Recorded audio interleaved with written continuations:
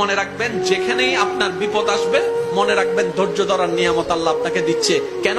আল্লাহ আপনাকে গুনাহ মাফ করাতে চাচ্ছে, আল্লাহ আপনাকে জান্নাত দিতে চাচ্ছে, আল্লাহ আপনাকে কাছে টানতে চাচ্ছে। মনে রাখবেন, যাকে রব ভালোবাসে বেশি তাকে কষ্ট দেয় বেশি, যাকে রব ভালোবাসতে চায় বেশি মুসিবতে ফেলে বেশি। আল্লাহ তুমি ভালোবাসলে কষ্ট দাও কেন? তুমি ভালোবাসলে মুসিবত দাও কেন?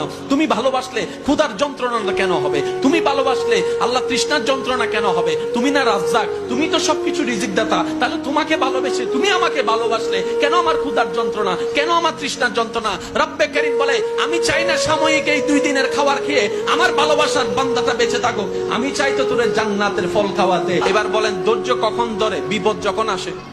ধৈর্য কখন ধরে? বিপদ কখন আসে? কষ্ট যখন আসে। কষ্টের পরেই বিপদ, বিপদের পরেই ধৈর্য। এবার আমি বলবো, আপনারা শুধু আছে না নাই, আপনারা যেটা মন চাই সেটাই বলবেন। এজিদ বাহিনীর কাছে ফানির কষ্ট আছে।